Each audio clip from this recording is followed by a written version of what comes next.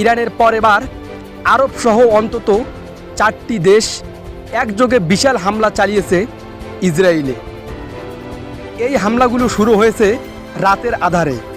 Syria, Lebanon, Yemen ও Iraq এই 4টি দেশের মাটিতে ছিল হামলার ঘাঁটি।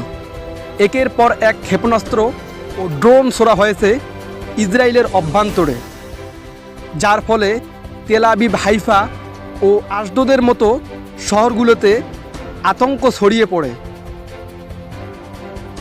ইসরায়েলের প্রতিরক্ষা ব্যবস্থার দাবি তারা অনেকগুলো হামলা প্রতিহত করতে পেরেছে, তবে বাস্তব চিত্র একেবারেই ভিন্ন।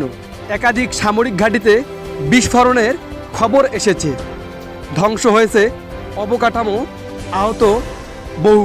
বিশ্লেষকরা বলেছেন এই হামলার মাধ্যমে নতুন এক জোট তৈরি হয়েছে যারা ইসরায়েলকে চাপে ফেলতে চায়, এবং এটাই হয়তো সেই বড় যুদ্ধের শুরু যার ইঙ্গিত এতদিন ধরে দেওয়া হচ্ছিল।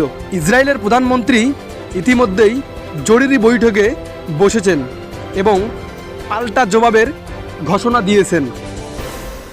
অন্যদিকে আমেরিকা এবং ন্যাটো মিত্ররাও গভীরভাবে পর্যবেক্ষণ করছেন পরিস্থিতি। প্রশ্ন উঠছে, এই যুদ্ধ কি এবার সীমান্ত পেরিয়ে ছড়িয়ে পড়বে পুরো মধ্যপ্রাচ্যে, নাকি এখনো শান্তির কোনো পথ বাকি আছে? সময়ে এর উত্তর দেবে। আপাতত যুদ্ধের ঘণ্টা বেজে গেছে।